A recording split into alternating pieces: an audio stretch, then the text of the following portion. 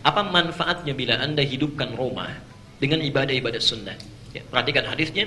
Ij'alu fi buyutikum ada minnya. Masih ingat tadi ya rumusnya? Ada minnya. Kira-kira di sini muqaranah atau tab'id? Perbandingan atau bagian? Bagus sekali. Ini bagian. Ya. Ij'alu fi buyutikum, jadikanlah di rumah-rumah Anda min salatikum. Ya. Sebagian dari solat-solat yang harus Anda tunaikan. Jadi tidak semua solat harus kita kerjakan di masjid. Ya, ada sebagian salat yang harus kita kerjakan di rumah. Kata Nabi, hidupkan rumah itu, hidupkan. Wala tattakhidhuha qubura. Jangan sampai Anda jadikan rumah Anda seperti kuburan. Tahu kuburan? Sudah pernah masuk? Bagaimana bisa tahu kalau belum pernah masuk? Baik. Anda kalau lihat rumah dari luar kan tidak bisa bedakan mana rumah yang dipakai ibadah dengan yang tidak. Ya kan? Ingat, ada barzakh, ada kubur, itu lain. Ada barzakh, ada kubur. Pernah dengar alam barzakh? Ya kan?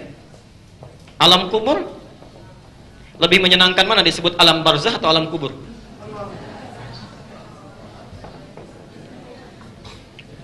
Baik.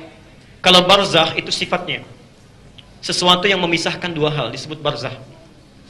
Quran surah 55 Ar-Rahman kita hafal. Bainahuma barzakhul la yabghiyan. Di dasar lautan ada dua yang terpisahkan tanpa pernah menyatu keduanya. Ya, dan ini dibuktikan. Ya, Anda bisa lihat di National Geographic misalnya, ya, ada, kita bisa lihat kok ada arus laut yang tidak nyatu tuh, seperti ada pemisah di tengahnya itu. Padahal nggak tampak, ya. Nah, pemisah yang tidak kelihatan, yang tak tampak, memisahkan di antara dua yang berbeda, itu disebut dengan barzakh. Ya. Kenapa alam kematian setelah wafat di dunia disebut dengan barzakh? Karena alam itu tidak bisa kita lihat, tidak tersaksikan, tapi dia menjadi benteng batas pemisah antara akhirat dengan dunia. Dengan dunia. Tengah-tengahnya barzakh. Jelas di sini? Jadi kita nggak bisa lihat yang ada di dalamnya. Ya. Kalau Anda mendapati kalimat kubur, ya, kubur, ingat bukan kubur ya, kubur. Kalau dikubur saat dimasukkan, kalau kubur suasananya, suasananya. Kubur adalah satu suasana yang menghadirkan keheningan, hening gitu. Tapi bukan hening biasa, ya.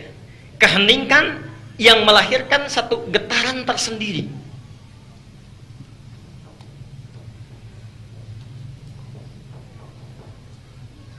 Coba cek, Bapak Ibu pergi ke danau yang tidak ada getaran, deh, tidak ada gelombang, yang tenang gitu, terus lihat ke situ. Kira-kira hening tidak? Hening. Ada nggak getaran di hati? Belum tentu, cuma hening saja kan? Hening. Tapi coba lewat alam kubur, ya, alam barzakh tuh, lagi ditumpulin begitu, lewat ke situ aja, sambil jalan, jangan pakai mobil, jalan begini. Baik, hening tidak suasananya? Hening. Ada getaran nggak di hatinya? Itu poinnya. Jelas ya? Pelan-pelan. Nah, pelan-pelan, sebentar. Rumah yang tidak pernah digunakan sebagai ibadah, rumah yang tidak pernah digunakan untuk ibadah, untuk sholat dan sebagainya, itu Masya Allah disebut dengan kubur. Seakan-akan memberikan pesan bahwa rumah itu sening, sepi dari amalan, seperti mayit yang sudah nggak bisa beramal lagi. Ya.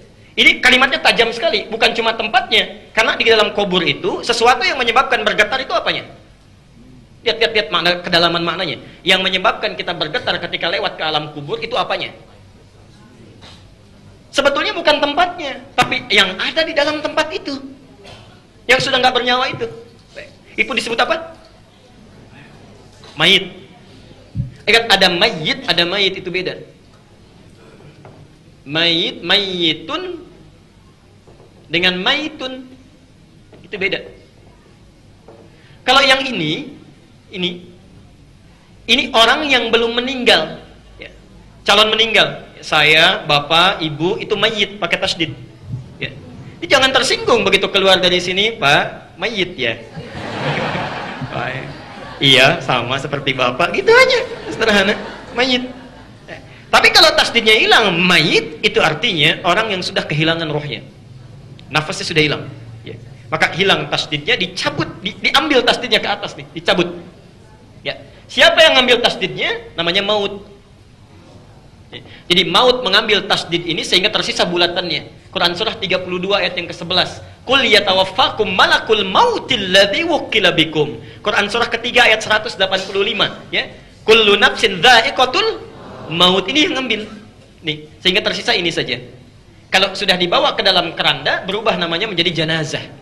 Ya. Jadi yang membuat orang begitu bergetar keadaannya itu karena ada mayit di dalamnya. Nah, yang dilihat jangan getarannya.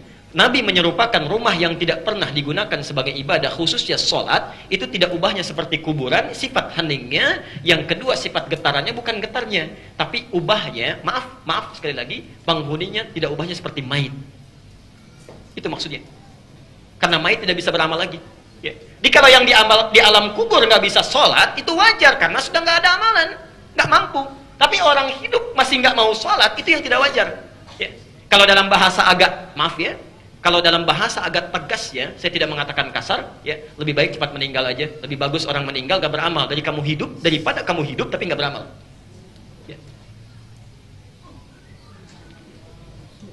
Kalau dalam bahasa yang lain, orang hidup yang di rumahnya nggak pernah dipakai ibadah, lebih baik cepat meninggal aja.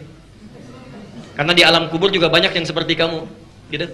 Ya, dia di rumahnya sudah tidak beramal lagi. Jelas sampai sini? Baik, cek di rumah ya, hati-hati. Jangan-jangan yang lainnya banyak dikumandangkan tapi ibadah sepi dari amalan.